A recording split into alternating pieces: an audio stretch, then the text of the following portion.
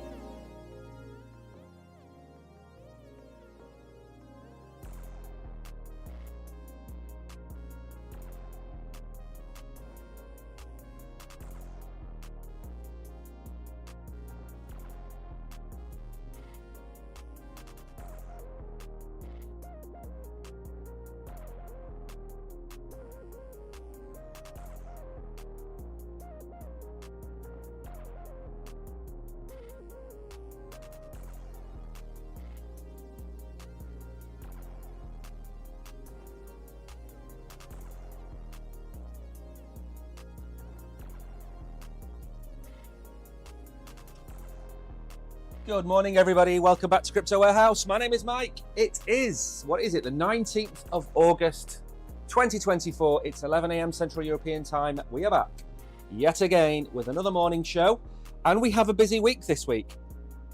Before we get into any introductions, let me explain the course of action this week. On Tuesday, Brogan will be doing his live trading show at 9 p.m. On Wednesday, we will be doing our Kronos ZK night, and we will be giving away $100 on the night. We're going to give away prizes in Moon token, prizes in Fortune Favors the Brave token. They are both projects on the Kronos chain that have recently gone over to Kronos ZK as well. So make sure, whatever you are doing on Wednesday at 7 p.m. Central European Time, 6 p.m. in the UK, I think it's 5 p.m. Universal Time, watch that show. Then on Friday, Brogan will have another trading stream. It's a bit hot here at the minute. It was 37 degrees yesterday, it's 32 degrees today, so it's a little bit warm. So there's no trading show tonight. It will be Tuesday and Friday this week. Wednesday night, we will also have our live $100 giveaway. And if that's not all, every day this week, I will be streaming at 11 o'clock. So you are getting 8 streams this week. Incredible. What do you need to do to help out? Smash the like button, say hello in chat, and give us a follow or a subscribe, or whatever you have in front of you. Press those buttons. Now then, back to today. What are we going to talk about? We are going to go through how miners are using AI. We're going to go through the age-old debate of Solana versus Ethereum. We're going to look at DOG, the new token that everybody's raving about. We're going to look at BRICS and what BRICS is starting to do. We're going to look at Leary and what Leary thinks we should be doing. Then we're going to look at helium. So a mixed show. We're not going to try and focus too much on Bitcoin and ETFs and things like that. We're going to try and keep mixing it up. And at the end, we're going to have the Q&A. So if you've got any questions, ask them in chat. But the poll question of the day is very simple. Has July and August, or have July and August, been boring? And I said back in June that we were going to have a really boring summer. Do you consider this to be a really boring summer? Because we've kind of been stuck in a range now for 2 months. And even some of the other crypto streamers have been saying the same thing. It's like deja vu. We're saying the same things every week. I think we've been stuck in this range since, I think, March. So that's how long we've been in this range. That's nearly 6 months. So although a lot of people think this is very exciting, it really isn't. We're range bound, and we have been for a very long period of time. So the question today is, has it been boring or has it been exciting? A few good mornings. Hidden Agendas, Mags, good morning to you. Velvet Rope, good morning. Danny, welcome back. I hope you are doing well. Now, I have a little bit of a teaser for you today. If you look at the title of the show, I didn't sneeze and accidentally mash my face into the keyboard last night when I was preparing the show. What is the title of the show today? WMUWSE-GD. What is that alluding to? You have got 1 hour, which is the length of this show, to tell me what WMUWSE-GD stands for. If you get that right, you are going to win a small amount of mu. If nobody gets it right, nobody wins. So there's your challenge. Work out what the title of the show is today, and I will tell you at the end. Now, before we get into the X-Files, I suppose, as is customary now, to go and look at the charts. 58.6. Where were we when I went off to Betty Bell's last night? I think we were at 59.8. I think we got above 60,000 for a few hours yesterday, 60,100 for a while. Again, getting above 60,000 is one thing, but hold the line. If you don't hold the line and you break back down, you come straight back into the pattern, and that's what we did last night. So again, deja vu. Ethereum coming in at 2,600, BNB coming in at 535, Solana 143. Again, this is, I could have just played the stream from Friday, couldn't I? XRP coming in at 57 cents, Toncoin, let's see what's moved up and down in the last 24 hours. Conflux, not really moved an awful lot. DYDX, Gala is in there. Clayton, Polygon, nothing really to write home about at all. Let's move on. Helium is down just a touch. Ondo, I cannot believe you can buy Ondo at 67 cents. 67 cents for Ondo. If you do not hold Ondo, it's at 67 cents. Go and buy that token. Do your own research, not financial advice, but it's a $5 coin. It's a $5 coin, okay? I'm not going to tell you it's a $50 coin or a $60 coin, but it's certainly a $5 coin. It's certainly a $5 billion project. So have a think about Ondo. Zcash is down a bit. Thor, Injective, Say, Kronos is down a touch, 8.5 cents. Brett at 7.6 cents is another steal. Remember, I have picked 3 meme coins for the bull run. I have picked Mu, which of course is the sponsor of the channel, but we were making videos about Mu before they sponsored us. Brett is another one, and Popcat. They are my 3 meme coins that I think have got the most mileage in the bull run. Remember, the bull run is all about making gains. If you want to make massive gains in this bull run, then Bitcoin is not the answer. However, Bitcoin should be the largest token in your portfolio. It is the #1 cryptocurrency. But balancing that out, if you want to go and gamble 1% of your portfolio, and that's what it is, go and look at meme coins, go and look at Popcat, go and look at Brett, and go and look at Mew, okay? But also coins like Ondo and Chainlink, they should also be in your portfolios because they're going to do exceptionally well. Casper is down a bit, and Lido. Good morning, Chris. Welcome to the show. So that's it pretty much. Market cap coming in at 2.08 trillion. Down a little bit. Volume hasn't really moved, still 50 billion. It's nothing for a weekend. We'll get up towards 70, 80, 90 billion in the week. And Bitcoin dominance and ETH dominance still 71%. Hasn't really moved there. That's pretty much it from the markets. So now we will go and have a look at the X files. And we've mixed this up as well because the X files are not just from Twitter today. We have some charts to show you and we have some other bits of gossip to go through, but we're going to start with a couple of tweets and then move on to a few more charts and then the news. We've only got an hour to do this, so it's going to be busy. The largest holders of BlackRock's Bitcoin ETF as of the 30th of June. Why is this important?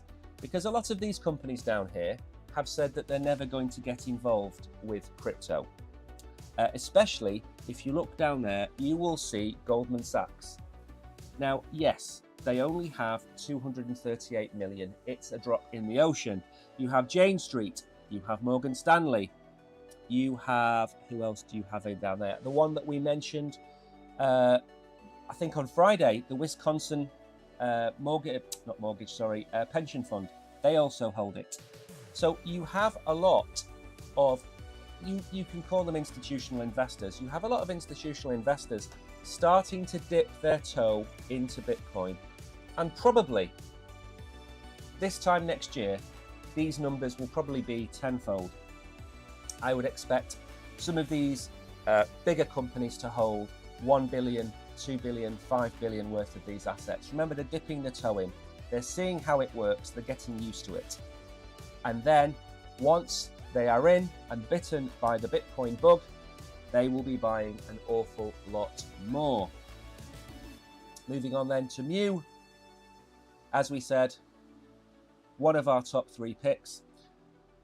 I have made a video today about Mew and why I am bullish on it. It has started to appear on futures on certain very large exchanges. I've done a full review. I've looked at DEX tools. I've looked at bubble maps. I've gone through how you can buy Mew. It is a solid pick. It's a $400 million coin. It's certainly going to go to $3, $4, $5 billion in the bull run. You're kind of going to see, hopefully, somewhere in the region of a 10x. Again, don't hold me to these things, but I would imagine that we are there. Now then, again, we're going to throw some charts in at the beginning. The DXY over the weekend, I mean, it's breaking down, and it's breaking down severely. Okay, this is great news for Bitcoin. All of this down here breaking below this line. Just give me 1 second. Breaking below this line is massively, massively bullish news. And I mean, we can redraw the line to show you maybe where it should have been, which is probably about there. And we really are crunching down. And this is great news. The weaker the dollar, the better it is for Bitcoin. So it's breaking down. The DXY is on the way down. Happy days. Now, we have a couple of things. I am going to show you the Ethereum Bitcoin chart and the Solana Bitcoin chart, but I'll do that when we look at Bitcoin.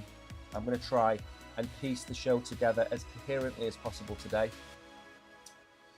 This is CoinGlass. Now, this is the performance of Bitcoin over the last, 12 years? What you notice is that October, November, and December tend to be more positive than the likes of August and September. If you go down to the median, let's not take the average, that doesn't really work so well. We should be down 8.4% this month, we're down 9.3. September, we should be down roughly 5% from where we are. So if we follow that pattern, what would the price of Bitcoin be by the end of September? Well, 5% off 58,000 would put us, let's say for argument's sake, at 55,000. Now, could we go into the end of September at 55,000? Absolutely. Of course we can. It's the bottom of the range. So we would still be range bound by the end of September. That's 6 weeks. What did I tell you at the end of last week? You have about 6 weeks left to pack your bags. Now, look at October. October is roughly a 25% gain. So what is 25% of 55,000? Let's call it, for argument's sake, 14,000. So where does that put us by the end of October? Let's say it's $69,000. If November is roughly 10%, where does that put us? $76,000 by the end of November. Back at all-time highs by the end of November, traditionally. Now, there's a load of things we can do on here. We can look at the 4-year cycle and we can say, well, maybe if we follow every 4 years, we get a different pattern. And that's one way of looking at it. I'm just giving you a rough idea of where we could be. End of September, maybe 55,000. End of October, let's say for argument's sake, 70,000. Then let's look at November. We could be at 77, 78,000 by the end of November. And then December, where could we be? We could be anywhere between 70,000 and 90,000.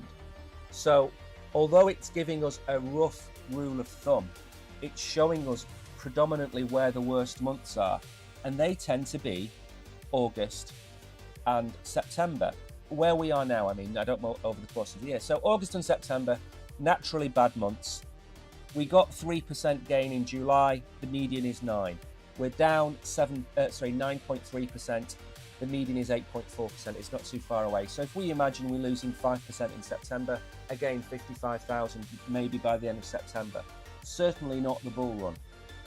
October, as we've said, or as I've said, 6 months after the halving is normally when things start to kick in.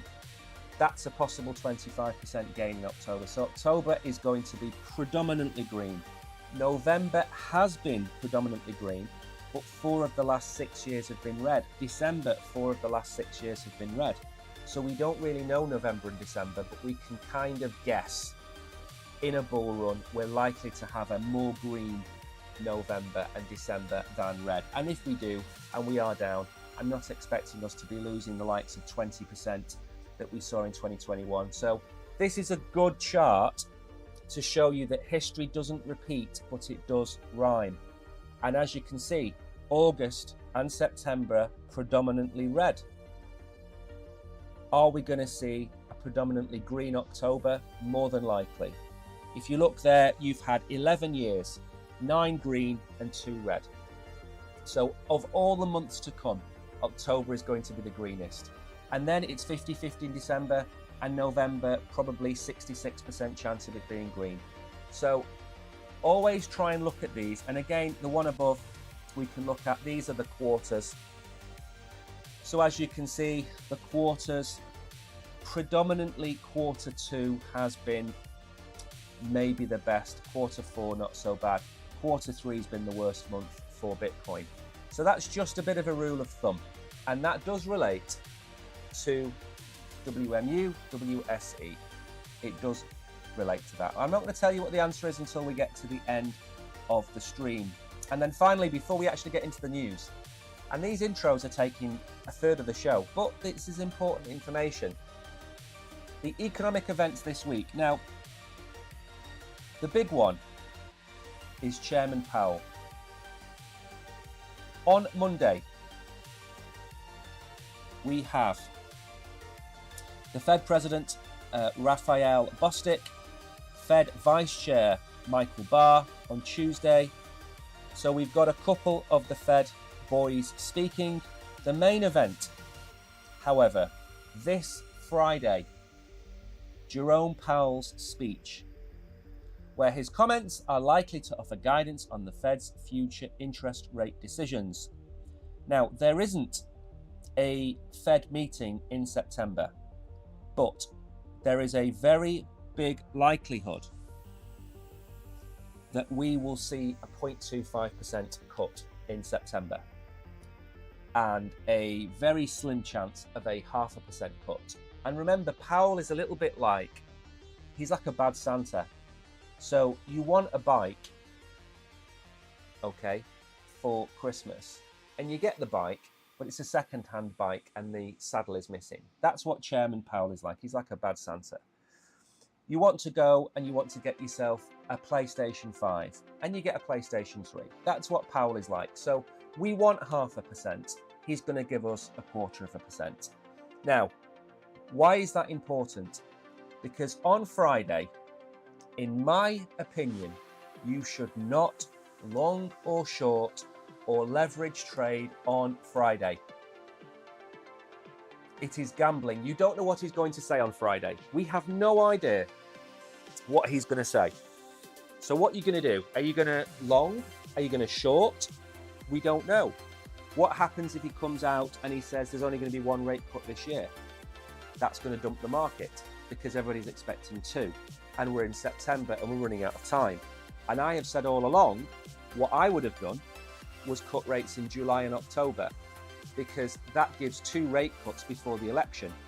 So Biden would be more, Harris would be more positive in terms of how she is going to try and win the election. However, Friday is the day. Powell is going to speak. Be very careful on Friday. I am going to give you a heads up on Friday. Of course I am. But be very careful. Now, as I said, I'm going to go off into the news before we bring up any Bitcoin charts. I'm probably going to look today at Bitcoin. I'm probably going to look at Ethereum and Solana and the major ones today. Now, Bitcoin miners are shifting to AI and high-performance computing, according to VanEck analysts. New research from VanEck reveals that Bitcoin miners are shifting to artificial intelligence. In a thread on social media platform X, Matthew Siegel, the head of digital assets, said Bitcoin miners are utilizing tech to earn profits through strategic arbitrage. Bitcoin miners are shifting to AI and high-powered computing, unlocking new revenue through strategic arbitrage. We estimate a $38 billion net present value opportunity by converting 20% of their collective capacity by 2027. For context, the combined market cap of the stocks we looked at is 19 billion. So this is the Bitcoin miners' potential value boost from AI conversion at current valuations. And this is a list of the different miners on the left. So Cypher, CleanSpark, Core Scientific, the Hut 8, the names you normally expect, Marathon, Riot, all the ones that we talk about on here. By using their energy, the synergy is simple. AI companies need energy and Bitcoin miners have it. As the market values the growing AI data center market, access to power, especially in the near term, is commanding a premium. Existing Bitcoin miners are uniquely equipped to support this immediately. He says that when crypto markets corrected in August, the market vector digital asset equity index, people need better names for things, which keeps track of the performance of the most liquid companies, started heavily underperforming. After the recent correction, I'm not going to say that again, it's flat year to date, underperforming the Bitcoin price by 3,800 basis points. That's 3.8%.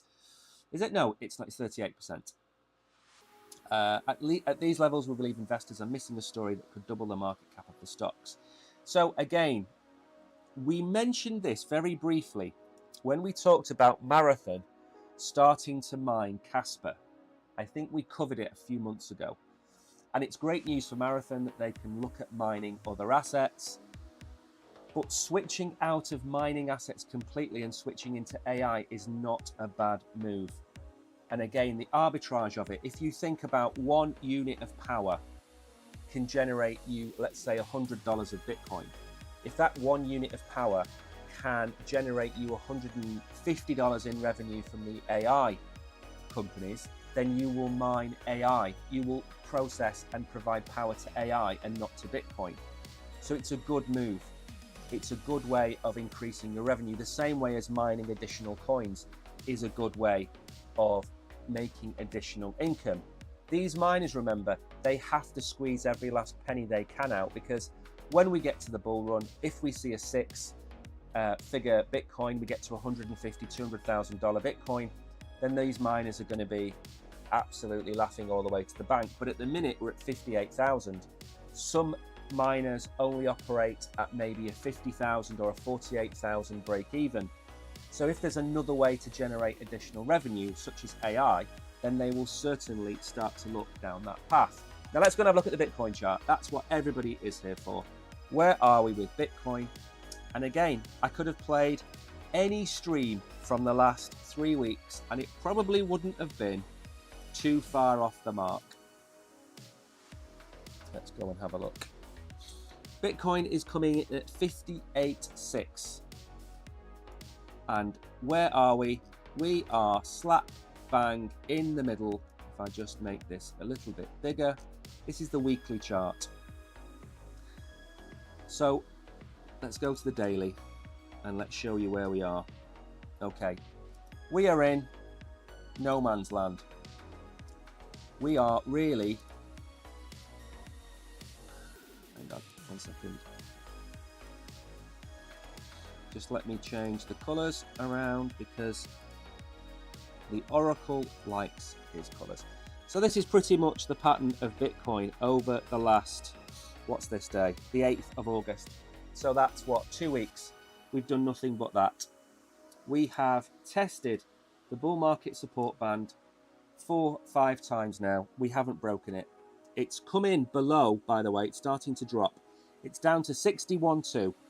And as you know, I've been telling you it was 61.7 for a long time. So 61.2 is where we're coming in, and at the top end, 64, and that's come down a lot. That was over 65,000 at some point. So 61,000 now is the line that we have to break. 61.2, that's the line. It doesn't appear like it's going to happen. The RSI isn't telling us anything. We're in a downward slope. We're putting in lower highs. We're putting in lower lows. I mean, you could argue that we're actually within another channel down here. And given what I've said about September being a green month, sorry, about being a red month, what do I see happening? I see us dropping straight back down to 56,000. So 56,000 for me, that is a, what's that? That's probably a 5% move-ish. 5% move down from where we are. There is nothing to indicate, in my opinion, anything other than stagnation. Now, we could do this, and we're very likely to do this. There's nothing stopping us. We'll come down to maybe 54,000 where we came back down to 2 weeks ago. There's nothing indicating that we're going to break up. So we're in this downward channel, which is within another downward channel. Lower highs, lower lows. I mean, I don't know what you want me to tell you. We're not going up anytime soon. We've had the Bitcoin conference. We've had Trump talking up Bitcoin. We've got Kamala Harris, whatever will be, was, and could be at some point, whenever it might be. We've got Kamala Harris making the cost of houses go up by $25,000 a house. We've got Kamala Harris putting companies out of business by fixing prices. We're not going to talk about that. But there's nothing in the news that's going to pump us. October, for me, is the target. And I think we had a line in the chart there. That's where we've got to hold on to. That's when things will turn around. So again, could we start to see this? Probably. We could. And I don't see any way out of what we're doing. Yeah, we might wick up, but we've tried. How many times have we tried to get back above the bull market support band? 4, 5 times. We can't break 60,000. Like I said, the RSI isn't showing me that we're oversold. I don't have too much in the way of, I mean, it's not really a bullish divergence. I mean, Again, I can't see anything at this moment in time to pump us up. Chairman Powell on Friday could dump us down to 56,000 with whatever he says. And the only positives at this moment in time, consolidation and a drop soon. Maybe. Good morning, Bullish Bull. Just landed in Spain. Whereabouts in Spain are you? Because it's absolutely roasting. It was 37 yesterday. It's going to be 32 today. We have a trading group, and the Oracle hasn't been in the trading group for a week because it's been 32, 34, 33, 37 and 32 today. His room is about 36 degrees. It's absolutely ridiculous. Right then, this is the Ethereum Bitcoin chart again. There's nothing in here at this moment in time to suggest anything. There is a silver lining with Ethereum, and that is that the grayscale trust sell-off has slowed down and nearly stopped. So we could see positive inflows into Ethereum this week, and that might help it rally. I made a video, I've said this about 10 times already, where I gave you the two worst case scenarios for Ethereum, $2,600 and $2,900. I didn't expect us to get to $2,600. I thought we would rally at 29 below $3,000, and we haven't. We've come down to 26. At some point, when the money starts to flow back into the market, Ethereum is going to rip. And believe you me, going to $5,000, 5,200, which is the target short term, it's a 100% profit now pretty much. Whereas when we were sitting at 32, 34, you were looking at a 50% profit. So look at these coins being at a discount. Don't look at them as being on the way down. We're not in a bear market. We are not in a bear market. So you should be looking at picking up these coins at a discount. Ondo at 67 cents. I mean, I have been dollar cost averaging into certain coins. I'm going to have to go back and dollar cost average into Ondo at those prices, because I've bought enough. I've got the bag that I wanted of Ondo, but I can't look a gift horse in the mouth. So maybe I will go and buy another bag of Ondo and then set a take profit at $1.60, no, $1.40 maybe, $1.35, and then sell half my bag. It's too good an opportunity. Now Solana is still holding its line against Bitcoin. There you go. I mean, that is as bullish as you want. Broken below, came back up, it's sitting. So Solana, and we've seen that in the price. Solana has been at $143 now for, I don't know, seems like 8 years. It's holding its own against Bitcoin. So I think Solana, if we kind of maybe look at this kind of pattern, Solana is gaining momentum, and there is my line over there, which is where I think we'll get up to, which is 004. We're at 0024. So I'm expecting, based on this chart, Solana to outperform Bitcoin by 50% over the next potentially year and a half. Now, of course, if Bitcoin goes up 4x, that means I'm expecting Solana to go up maybe a 6x. Well, where would that put Solana? That would put Solana at about $850. Where have I said Solana could get to? I said roughly $800 to $1,000. There's a little bit of, mathematical, what's the word? I suppose you could call it confluence in that. So for me, Solana is the better of the two picks compared to Ethereum. But we're going to go and have a look at this debate. Now then, one of the interesting conversations I saw on Twitter over the weekend was an ADA maxi. An ADA maxi that had a real moan about Solana a few weeks ago. And he was basically calling it a scam. I made a video about somebody who made the video. And he said over the weekend, can the Sol Maxis please give me their accounts so I can go and troll you as much as you are trolling ADA? And I thought, well, that really is just typical of somebody who will sit on Twitter for a week and bash another chain, constantly just bash another chain. but then when it happens to them, they don't like it. And I think that's a problem in the world. You know, it is your right as a human being to be offended. Okay? Hurty words are just that. They are hurty words.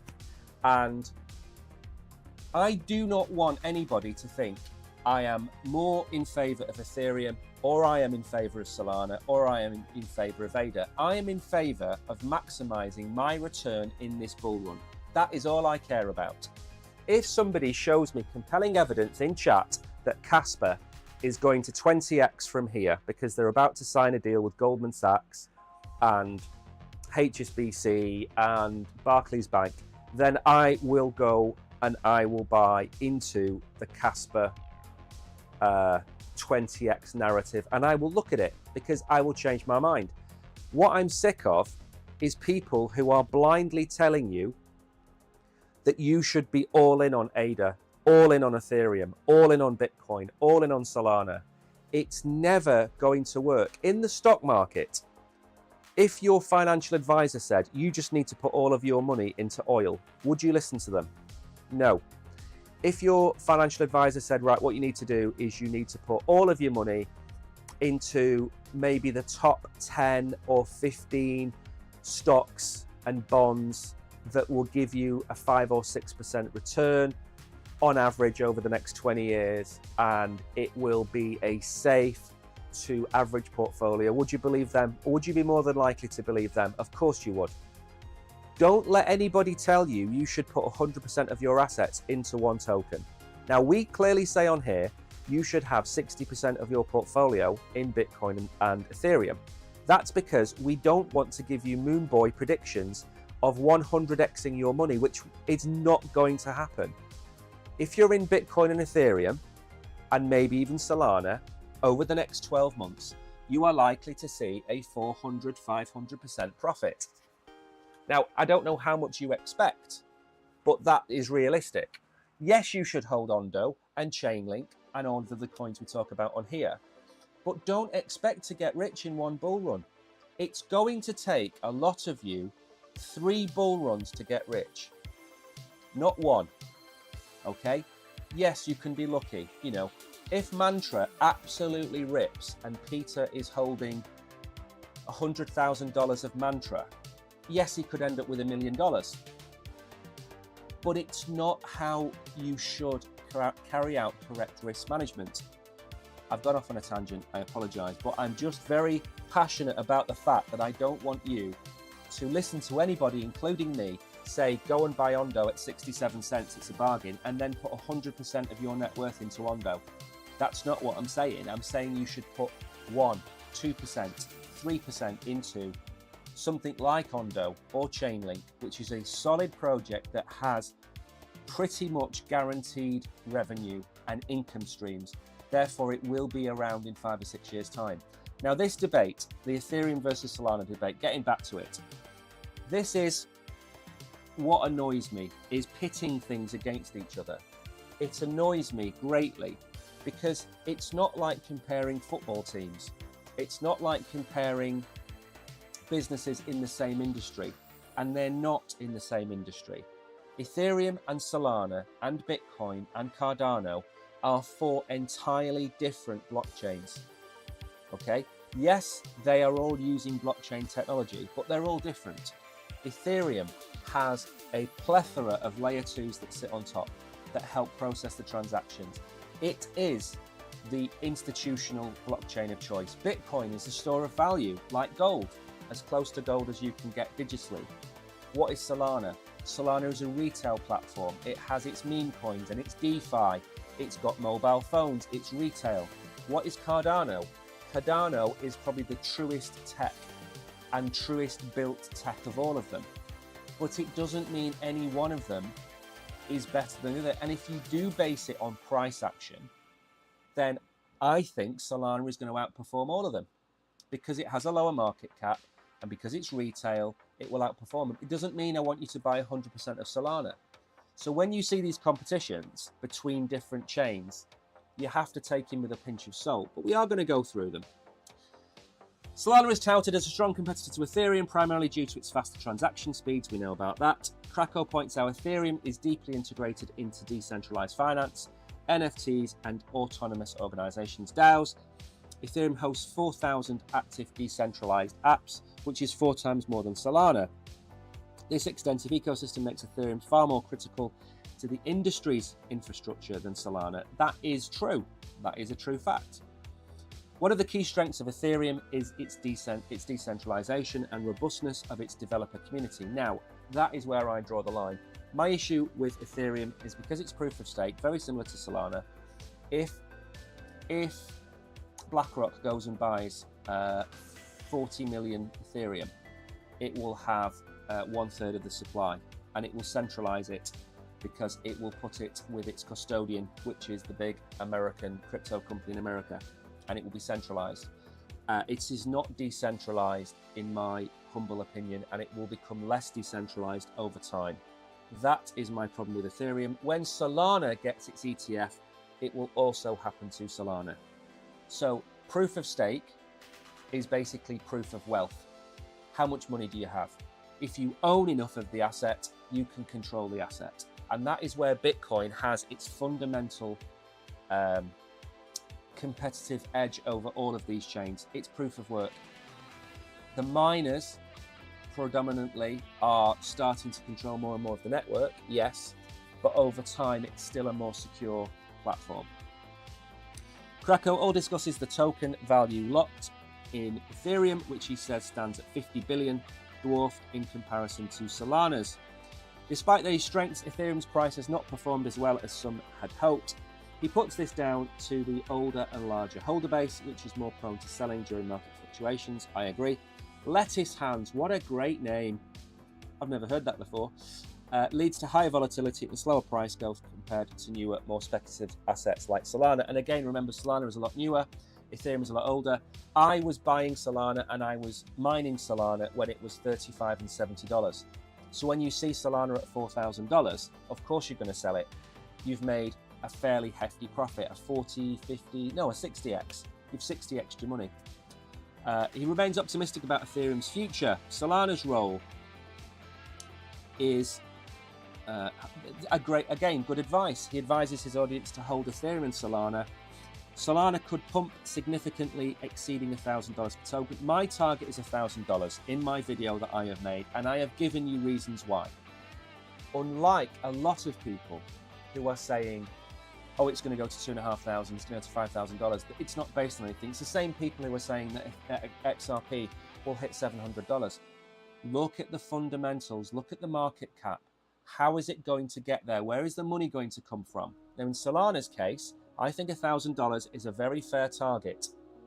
If you look at what I've just shown you in the Solana Bitcoin chart, with Solana outperforming Bitcoin. If Bitcoin does a 4x, I'm expecting Solana to do a 6x. Where does that take Solana? $850. $800 to $1,000 is my target. It all ties up together. His analyst leads him to the conclusion that both Ethereum and Solana have their strengths, but they serve different purposes. Exactly what I've just been saying. Ethereum remains the dominant platform for decentralized apps, and he's not making point that it is where TradFi is going as well.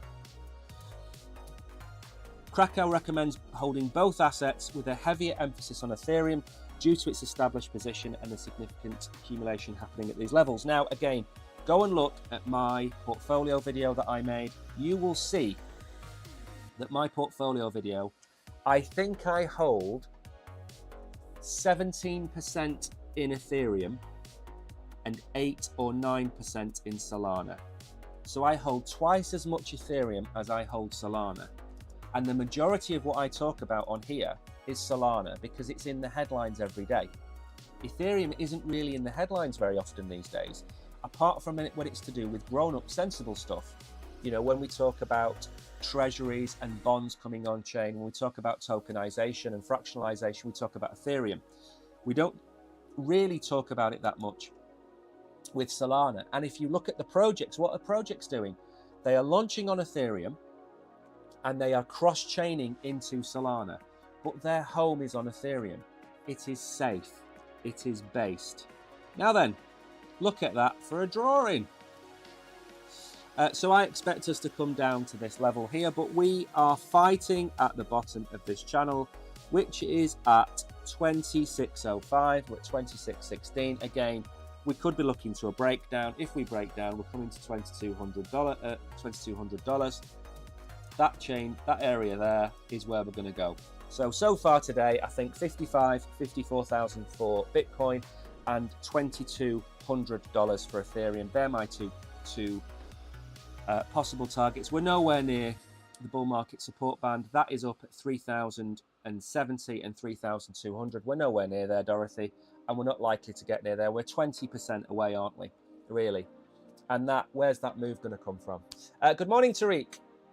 Good morning to you. Good morning to Mags as well. Welcome to you all. So Ethereum is coming down. Bitcoin is coming down. Let's move on to something a little bit more, not positive, but a little bit more recent. Let's go and get hip. Dogs listing date is postponed to the 23rd of August. Now, Dogs, I don't know if you've heard about this. It's a meme coin, and it was going to be launched on the 20th. And I believe some exchanges are allowing you to deposit it now. So maybe it is going live today.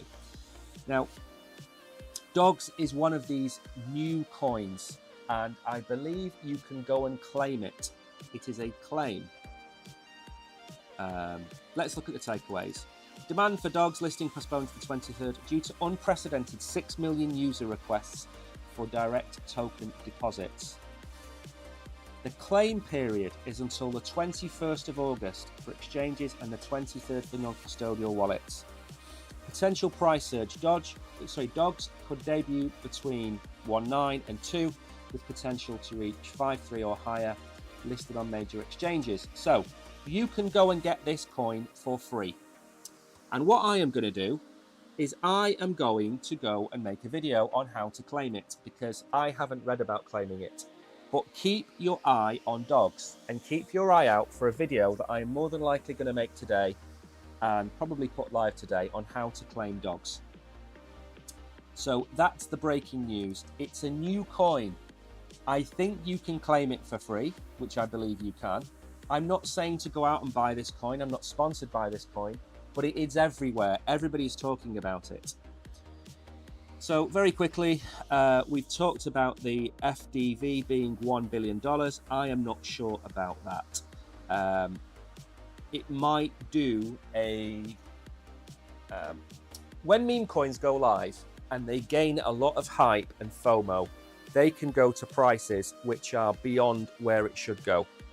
In my opinion, that is the time you sell. Now, I'm going to give you a great example of this, because I think it's important to understand that you need to be selling these tokens and taking profits. Now, I'm going to show you a token that I actually really like, and that is BOEM, Book of Meme. I like this token. I don't talk about it very much because it's never in the news. Now, BOEM. Let's get rid of these things. 1 second. Let's get rid of that. We don't need that. Okay. So, I made a video about BOEM. Actually, this is probably the wrong chart to look at. I need to go back a long way back. Let's have a look. Which one? I'm trying to work out where it got listed first. That doesn't matter. We'll go with this one, right? I made a video here. I said, please do not buy this token. If you're going to buy this token, then you need to wait for it to come down to 1 cent. Which was about there. Now, what happened? It absolutely tanked. Okay, and now it's down 40% from where I said it should be, which is fine because that's what happens. Bitcoin retraces, everything does. Okay, now imagine this is Dog. Dog is likely to do one of two things. It is going to do that, at which point you sell. You sell it. If it rips, you sell. Or it is going to absolutely tank on the first day and it will be a damp squid. Either way, it is a time to sell the token. Either way, in my opinion, this isn't financial advice, you can look at any one of these charts for meme coins and you will see the same pattern. Absolute blow off top, and then let me very quickly put this in. Look at what that has done. Okay, and then you will see people who will say it's due for a breakout, and maybe it will break out. Bone will break out, and maybe Bone will do that. Okay, I think I've already done this with Mu. I talked about Mu doing this, but look at Mu. Okay, is that what I've just shown you? No. That's why I'm talking about it, because Mu is in a kind of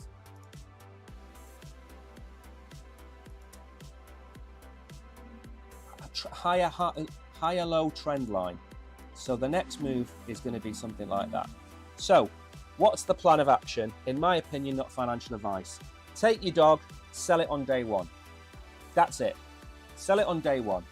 If you like it and the price absolutely tanks and loses 90% of value, and you think it's a great project, think it's going to do really well, buy it back at 90% less than you paid for it, or you got it for free.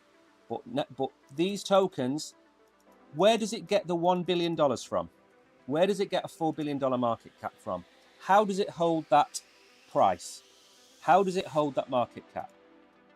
Very quickly, at $5 billion, this token was talked about as going to $10 billion.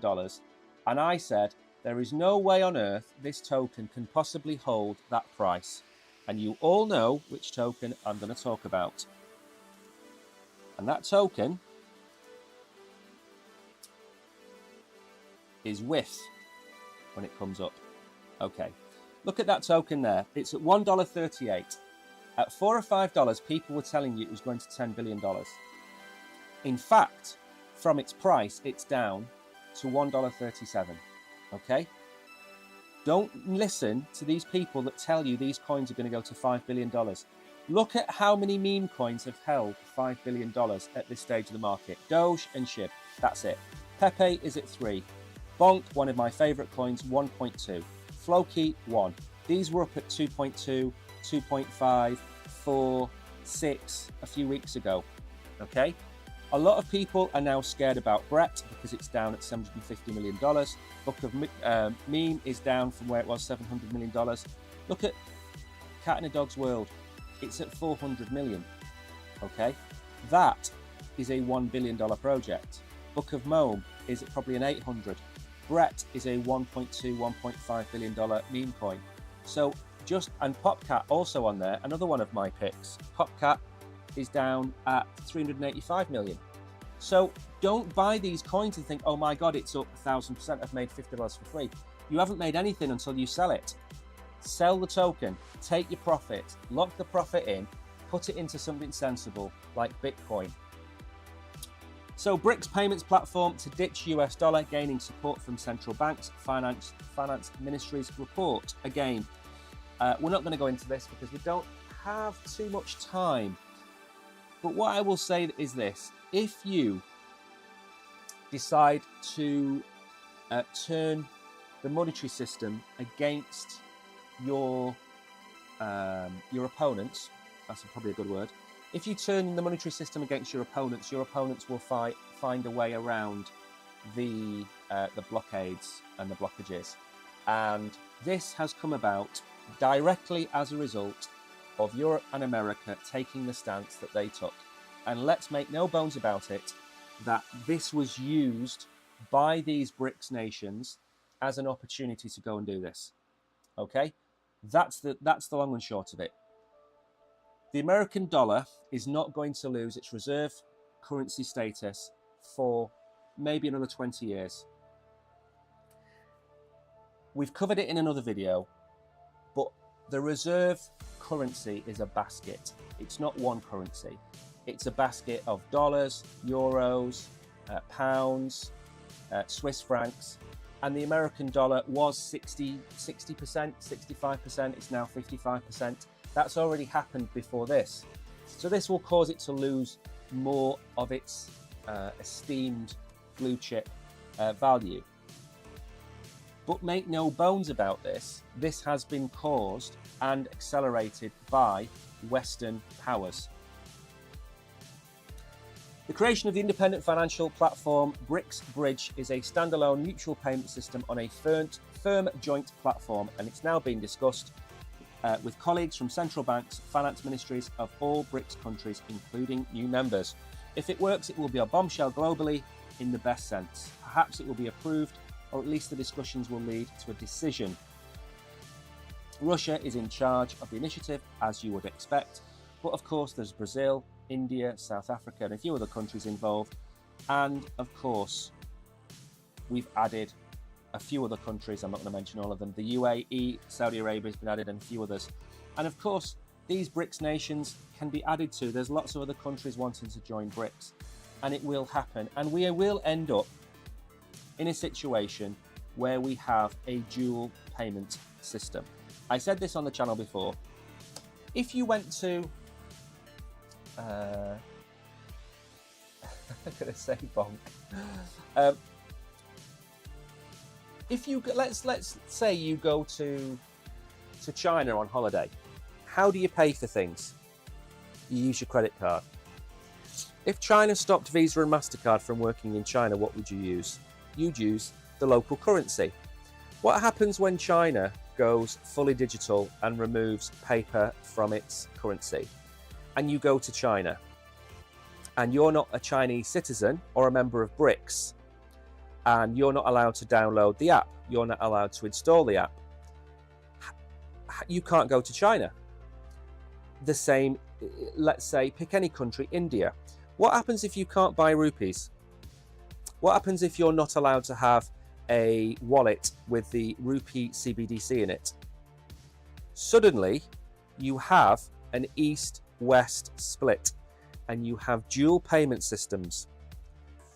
The way that the monetary system works around the world is very, very intricate, yes.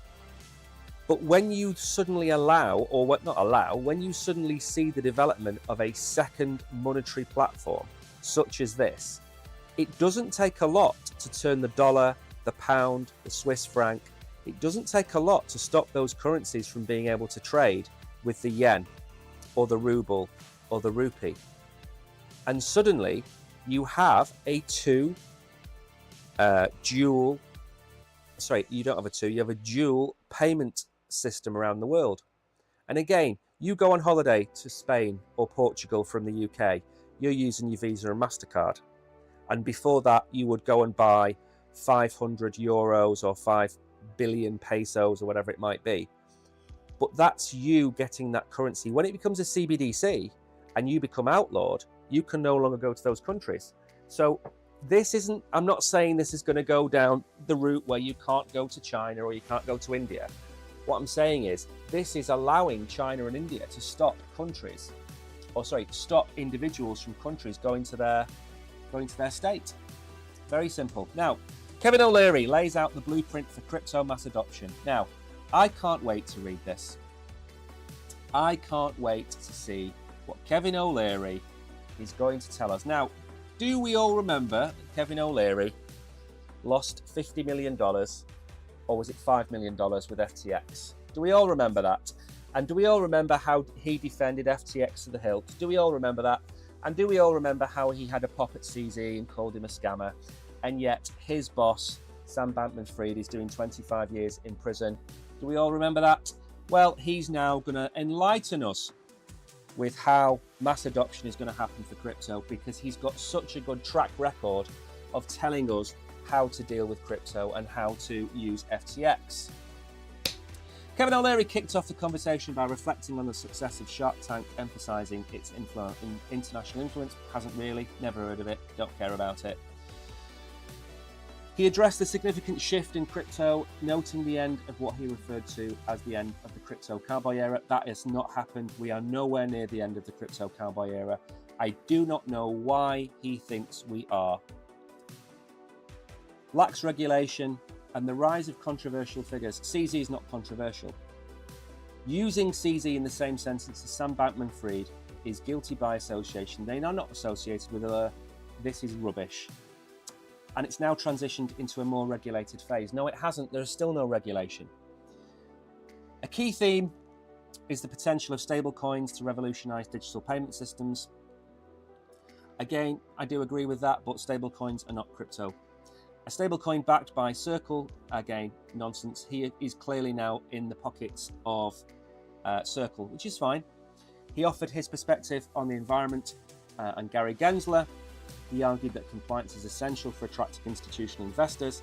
He stressed the importance of working collaboratively with regulators. People have been saying that for 6 years, and Gary Gensler has stopped everybody from being able to register. So the shift in sentiment has been true. I will agree with him on that. He touched on the rise of celebrity meme coins. I've told you before, don't go anywhere near them. He stressed they do not fit within his investment philosophy. Of course they won't. NFTs, a waste of time, unless you are talking about NFTs that give you access to something. So tickets for things, season tickets, club memberships. I totally agree with NFTs. So how is this going to drive mass adoption? We are entering a renaissance period for crypto with bipartisan support in Congress likely to pave the way for further adoption. He sees digital payment systems and crypto as integral to the future of finance. It will soon become the 12th sector. Okay, at no point in this article has he said how crypto is going to be adopted by the masses. If we're talking about stablecoins are just synthesized versions of fiat and the US dollar. That's not crypto. Holding your money in USDC or USDT still allows any government around the world to freeze your assets, even if you're holding them in your wallet. Stablecoins are not free to hold. If you have a ledger with 100,000 USDT on it, that can be frozen at any time if they know that you have that wallet address. So be very careful. When you listen to people like this who say, this is the way we're going to get mass adoption, he hasn't mentioned a single thing in that speech that is anything to do with mass adoption. We will get mass adoption in many other ways, but mass adoption comes when people don't realise it. I've said this before about the internet. Your granny doesn't care about Cisco and routers and data centers. She cares about seeing pictures of you on the beach on Facebook. That's what she cares about. What goes between A and B is of no relevance to her. In crypto, she doesn't care, and she never will care about your belief in Ondo or Chainlink. She doesn't care. All of crypto will become adopted when nobody realizes they're using crypto. The same way that I said years ago, the internet will be adopted when people don't realize they're using the internet.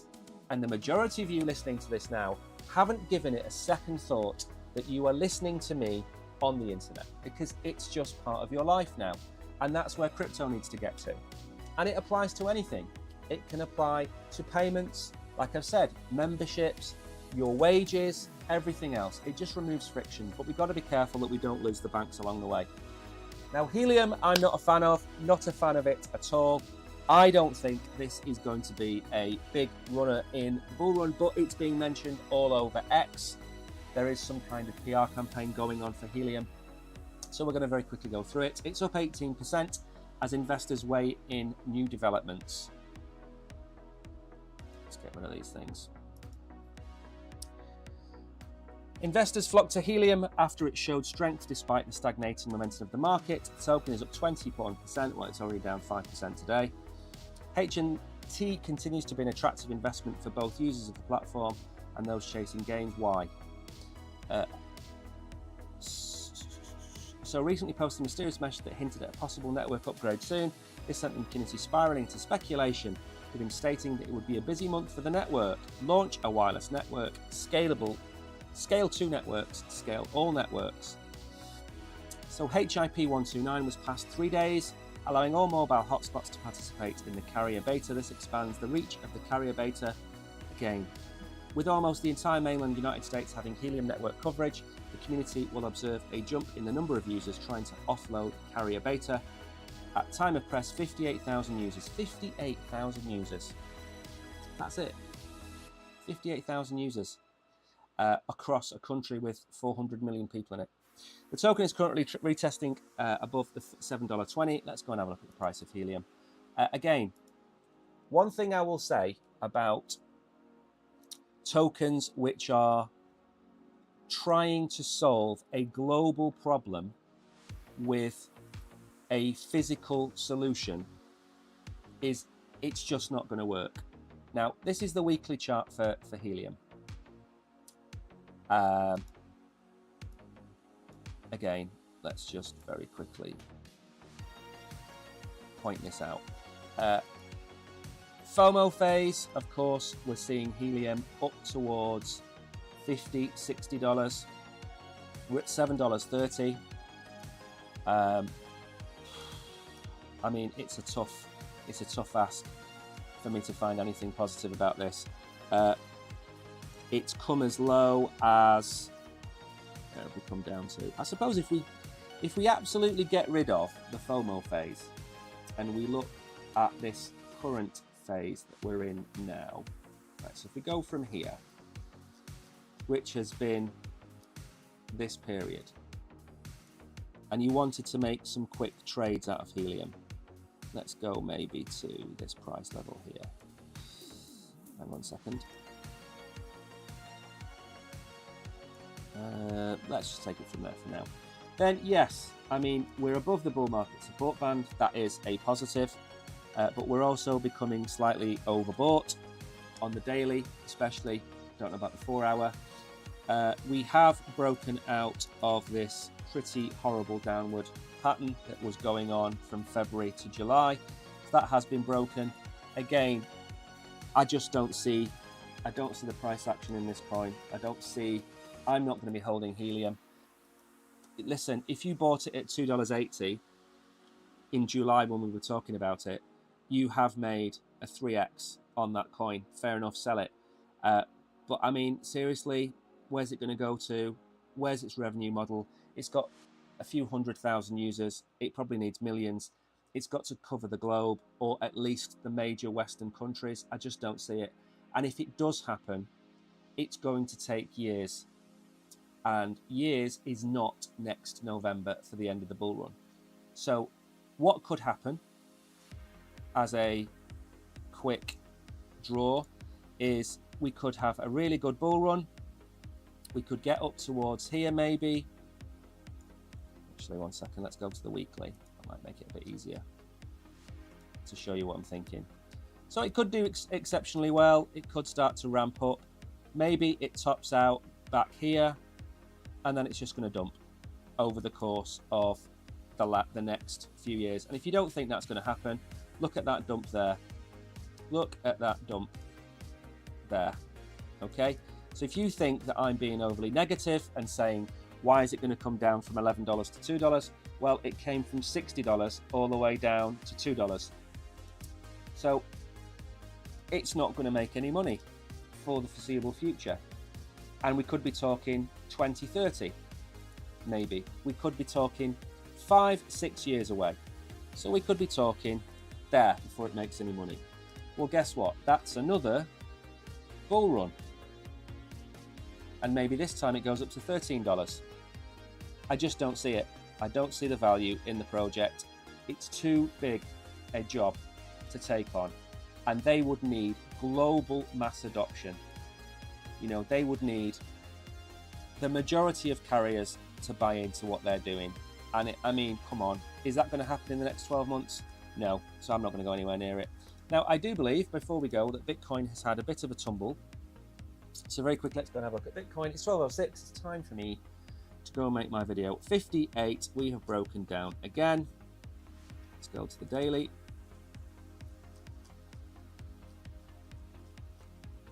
Let's go and see. Again, it's not really doing anything, is it? We expect it to come down to 56.3 maybe. Unless something happens in the news. Like I said, this is all based on the information we have to hand right now. And at the minute, we're going to come down to 56,000. We're going to lose another $2,000. probably by, actually, you know what, by Friday. By this Friday, which is funnily enough when Powell is going to speak. So what we could do is that and get back to 58,000 by Friday. Again, I don't know, I don't have a crystal ball, but that would be my guess. Anyway, thank you everybody for watching. It is the end of the stream. It's been a super quiet stream today.